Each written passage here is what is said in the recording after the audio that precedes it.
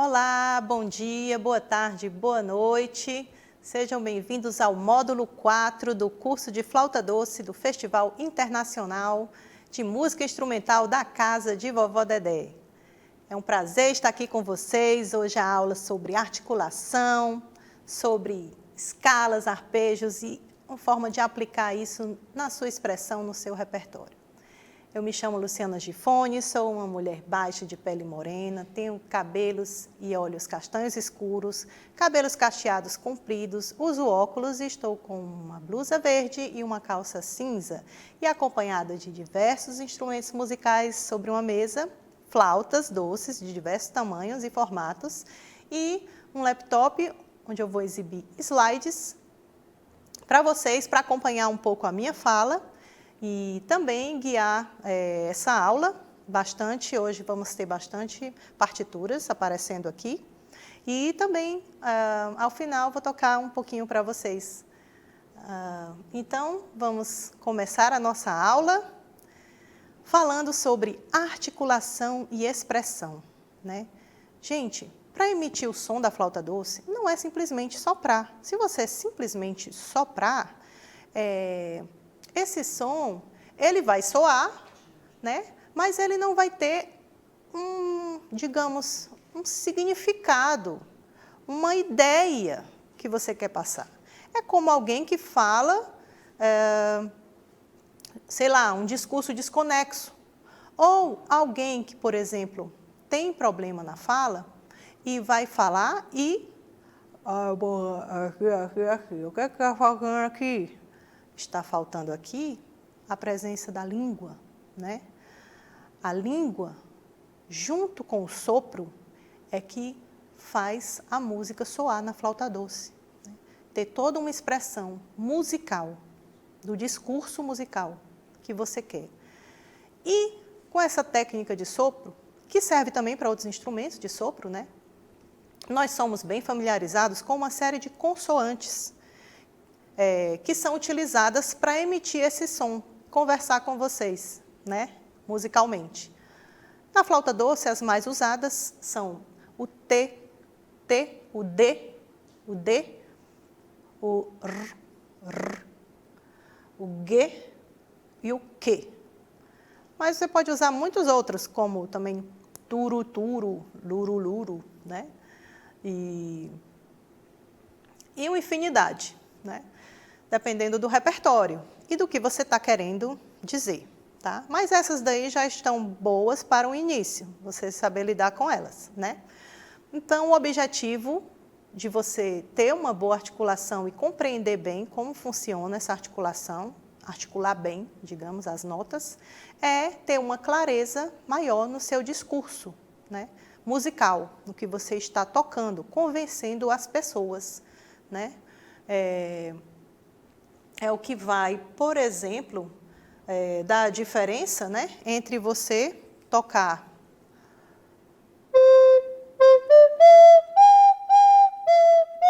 simplesmente soprando, né, uma melodia e articulando.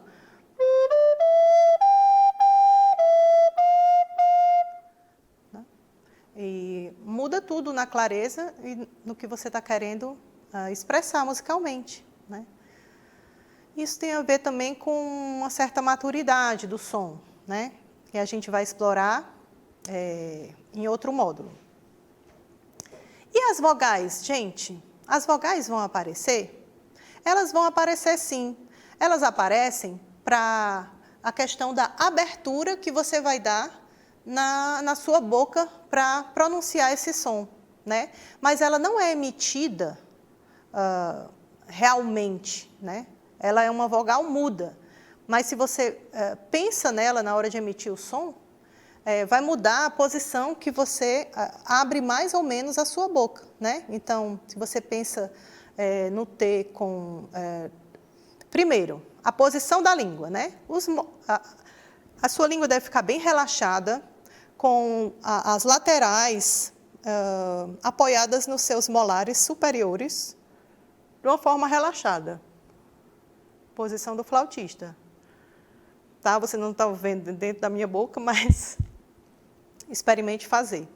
encontrar essa posição. E aí, a ponta da sua língua, em relação à nota, em relação à consoante T, como ela vai se posicionar? T, T, T, T, T. Ela vai se posicionar perto dos seus dentes superiores, no palato, no céu da boca, assim, próximo aos dentes da frente. T, T, T. Já o D é diferente, ó. D, D, D. A língua vai um pouquinho mais para trás. E como isso soa na flauta, né? Vamos experimentar? T.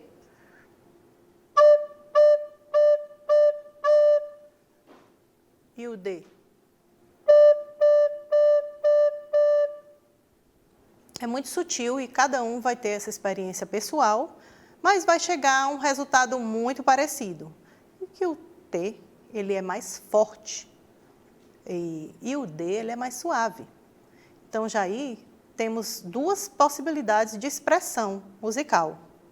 Uma mais forte, mais contundente, não é mais forte, é mais incisiva, né? Mais dura, mais ríspida. E outra mais suave, certo? Os sons do R e do G e do K, eles servem como um apoio para você combinar com essas consoantes do T e do D, né? Como a gente vai ver aqui, que elas podem aparecer de uma forma simples ou única, repetida, ou de uma forma combinada ou dupla, né? Então, agora eu gostaria de falar um pouco, junto com a articulação, sobre a questão da expressão. Existem muitas maneiras de você pronunciar essa nota na flauta, tá? E eu vou tratar aqui apenas de algumas que são as mais comuns, ou já resolvem muita coisa, digamos assim, né? Primeira coisa que a gente pode fazer é simplesmente articular a primeira nota e manter esse som, simplesmente alterando a posição dos dedos. Isso vai gerar um som completamente ligado entre uma nota e outra, que é o que a gente chama de legato, né? No slide, eu mostro esse exemplo de como isso é anotado numa partitura, né? Esse símbolo de uma linha que liga o som das notas, né? Entre elas, tá? Então, aqui eu vou tocar a nota Ré e Mi, articular só o Ré e continuar soprando, mudando apenas o dedilhado.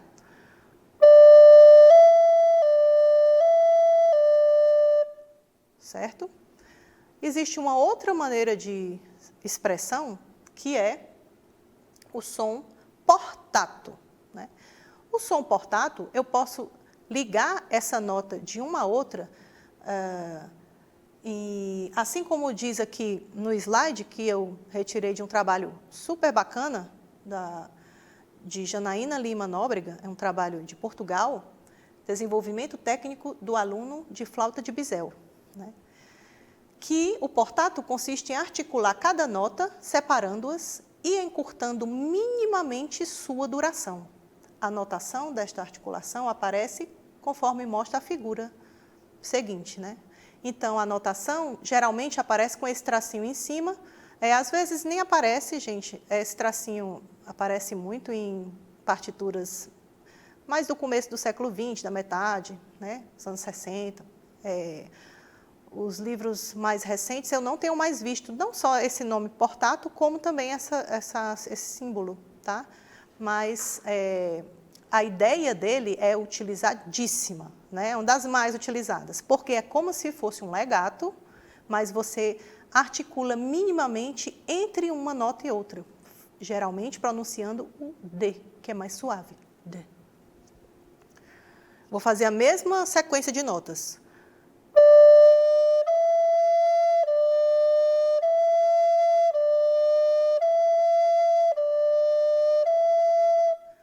Então, praticamente, esse som ficou ligado também. Mas ele tem uma quebra que é uma pronúncia muito discreta e que dá um efeito expressivo muito interessante, tá? Existe também outro tipo de articulação, que é o non legato. Então, é exatamente você separar as notas uma de cada vez E geralmente quem está aprendendo a tocar começa assim, com o non legato, em articulação de T ou de D, né? Então, por exemplo,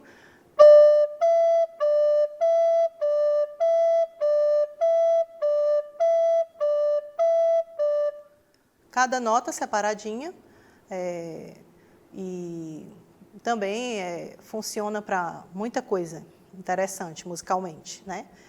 E nós temos a outra que é o non staccato. Non staccato é quase staccato, na verdade, né? É uma nota um pouco mais curta do que essa, do non legato, mas também não é tão curta quanto a última que nós vamos aprender, que é o staccato, né?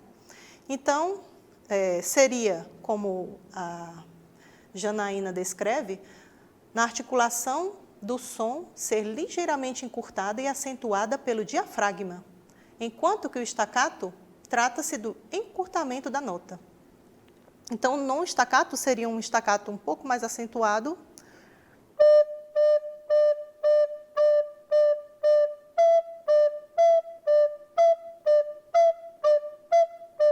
né? E o staccato bem curtinho.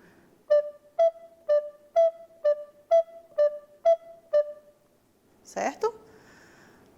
Então, essas são as expressões. Agora eu vou dar alguns exemplos da articulação simples, que você começa a estudar essa articulação assim, repetindo a mesma nota. Repetindo a mesma nota não, repetindo a mesma articulação, tá? Pode ser também a mesma nota, interessante. Mas então, você vai repetir a mesma consoante para cada som ou nota, né? Eu vou mudar aqui de flauta. Primeiro, tudo em T. Temos aí uma melodia da gaivota.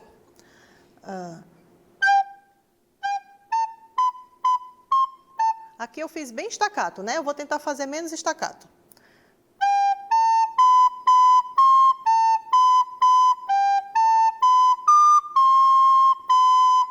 Todos com T. Agora com D.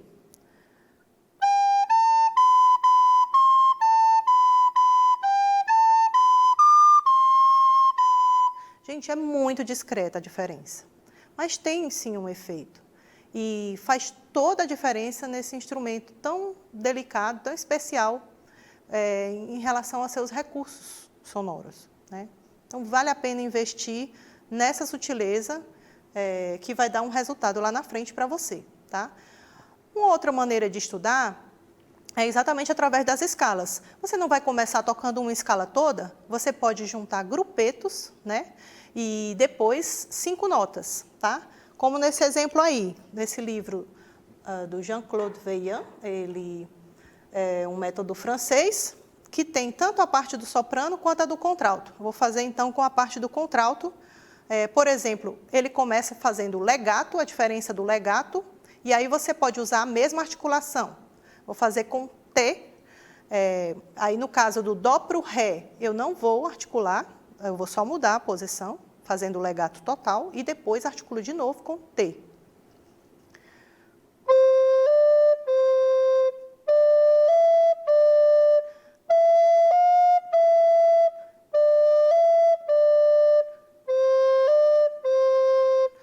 Então, nessa posição do Mi para o Fá, tem um grande movimento aqui de mãos.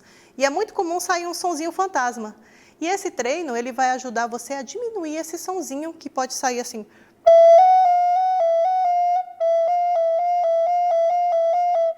Né? Aos poucos você vai melhorando, né, a sua destreza e a sua emissão, tá bom? E aí depois que você consegue esses sons separados de 2 em 2, você vai detectar qual a sua dificuldade, trabalhar bastante ela, e depois você vai em grupos de 5, como no 61. Ele está de 2 em 2 fazendo o legato.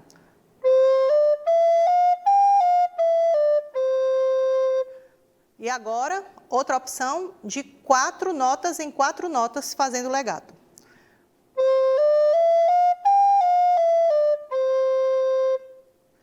Agora, completamente legato.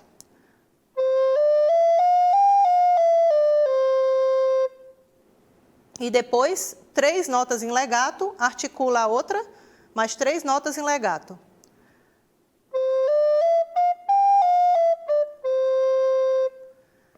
Você pode fazer isso com todas as combinações, não apenas começando na nota Dó, você pode começar na nota Ré.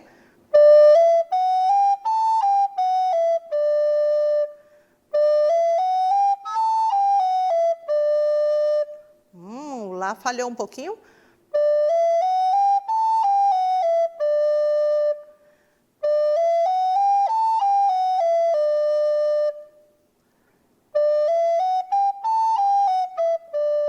E assim fazer com outras, começando com outras notas, tá? Até que você chega, como temos no próximo slide, à escala completa. E várias outras possibilidades de treinar. A articulação simples, né? Você pode fazer com o T ou com o D. Primeiro, aqui eu vou voltar para soprano. Fazendo, por exemplo, a escala de Dó maior só com uma articulação simples.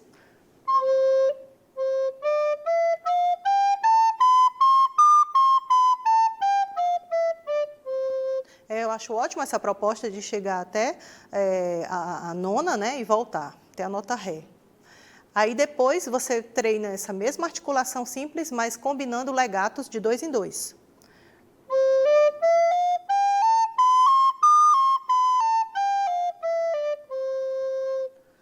Depois, 3 notas ligadas.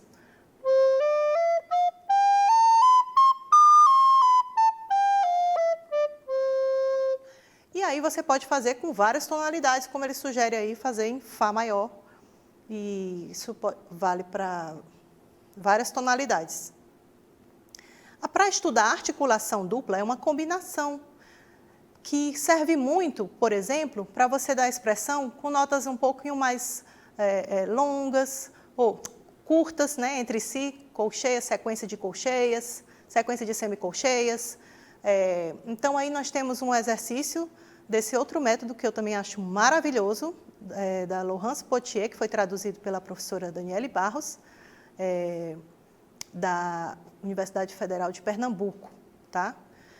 O método de iniciação, método de flauta doce para iniciantes. Então, a combinação depois que você já praticou bastante essa articulação simples, você pode aprender a dupla. Perdão. T, D, T, T, T. Ela propõe fazer T, D, T, T, T. 2 T's bem estacatos, né? É um estudo maravilhoso, primoroso, para você perceber a sutileza dessas diferenças de articulação entre o T e o D. Articulação dupla é combinar 2 consoantes, né?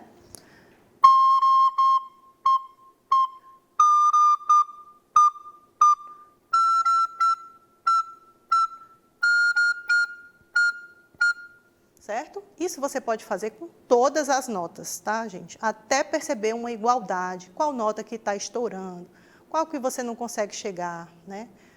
E repetir bastante. Depois, fazer como está propondo aí, juntando 2 sequências, né? Porque aqui só está juntando uma sequência, T, D, T, de articulação dupla. O exercício 13 traz 2 sequências.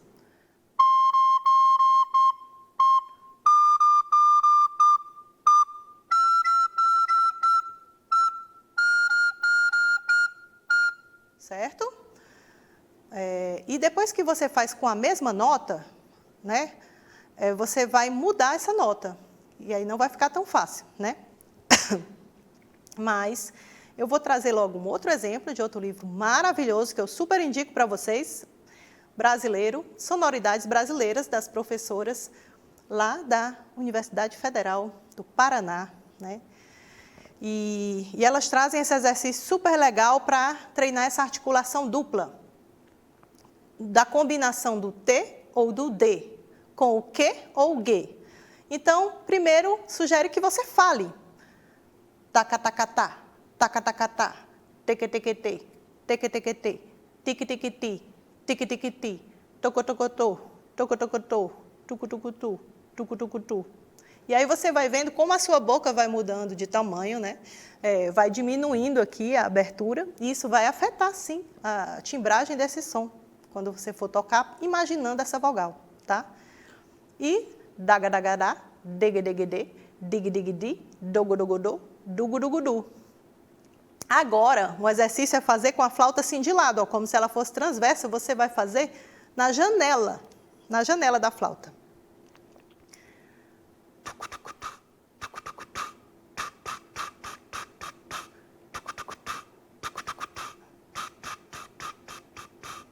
Gente, isso abre a sua mente, dá uma consciência dessa articulação, uma coisa tão simples, né? Você mudar a lógica de como tocar, e isso faz com que você realmente internalize essa grande novidade dessa articulação para você, né? E aí, finalmente, tocar com a flauta, né? Notas repetidas, em primeiro lugar, tá? Uma sequência isso funciona muito bem para notas rápidas, tá? Porque você não vai conseguir emitir um monte de tê. É muito difícil. Então, você combina. Tê. Olha, vai muito mais rápido, vai mais fluente. Você aproveita isso na flauta, né? Então, nós temos aqui a letra C, com 4 notas repetidas e depois muda para uma sequência de 2 notas, fazendo tu, né?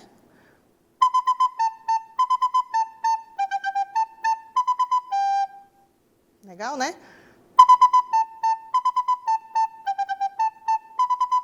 No começo não vai ter muita igualdade, e às vezes a gente se desconcentra também. Isso que é o treino de fazer falando. Tê. Às vezes a gente parece um... Eu gosto de estudar isso, por exemplo, dentro do carro, né? Aí parece uma maluca assim, falando... Adoro estudar as articulações assim, dentro do carro, fazendo essa prática, né? E aí, depois que você consegue fazer só com uma nota, tem um desafio que é você mudar a nota, né? Porque não é fácil você combinar o seu dedo com essa articulação e a emissão do som ao mesmo tempo, tá bom?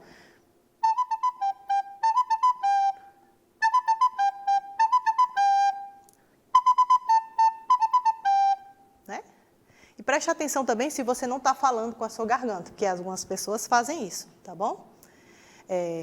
Pessoal, no final aqui, eu só queria abordar aqui também, você pode fazer isso com várias escalas, né? Esse exemplo traz as maneiras de você fazer, combinando também a velocidade dessa escala e a sobreposição de terças e os acordes, tá? Que eu vou terminar aqui mostrando esses acordes.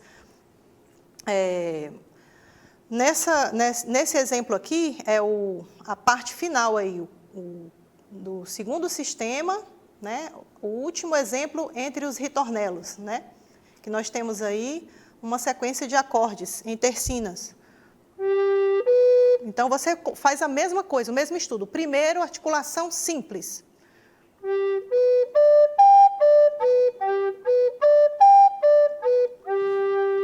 Depois, você faz a articulação dupla.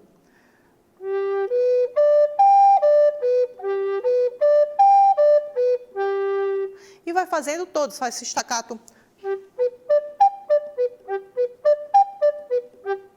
Certo? Isso com todos os arpejos. Arpejos eu chamei de acordes, né? Mas o arpejo, ele é um acorde em sequência, né? Então, o estudo de arpejos, ele também é muito útil, muito importante para a técnica do flautista, tá bom? Então, eu vou encerrar esse módulo. Eu queria agradecer muito a companhia de vocês. Foi uma pequena introdução a esse universo da articulação. Espero que vocês fiquem bastante curiosos, procurem os métodos que eu indiquei aqui e outros que vocês conheçam. E eu vou terminar, como sempre, tocando uma música que tem um significado bem afetivo para mim, de um grande amigo. E hoje eu vou trazer um chorinho para vocês, um pedacinho, choro chamado 23, do meu amigo Davi Calandrini.